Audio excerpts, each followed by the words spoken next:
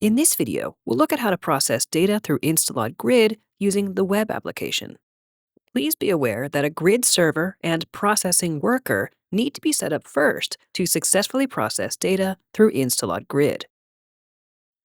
The web application can be opened by typing the grid server's IP and port number into your web browser. Here, we can now enter the user account details which we have previously set up in the server.json file.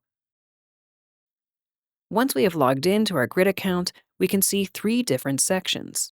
My Tasks will show all the tasks that are currently either dispatched, primed, processing, or processed and ready for download. Tasks can be downloaded and deleted here. The grid status displays the connected processing workers, including their individual status. Finally, under Registered Profiles, we can see the available profiles that were added when the server was set up. Each profile can be reviewed by clicking the eye icon. Let's go ahead and create a task. Here, I can upload a mesh.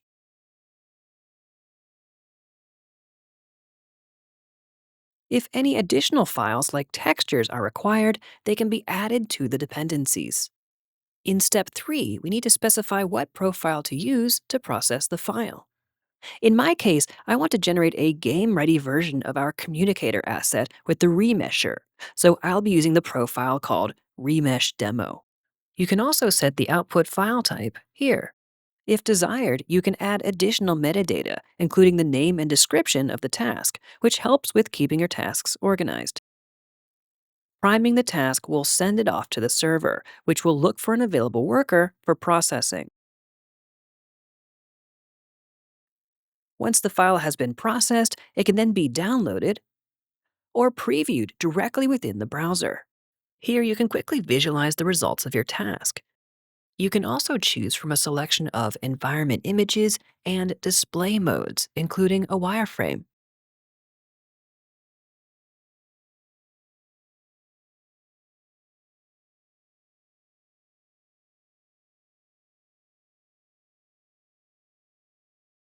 If you enjoyed this video, drop us a comment below and don't forget to subscribe. For the latest news about InstaLOD, please visit our website, follow us on X, join us on Discord, or sign up for the Abstract community. You can find all the links in the video description below. Thanks for tuning in, and we'll see you in the next one.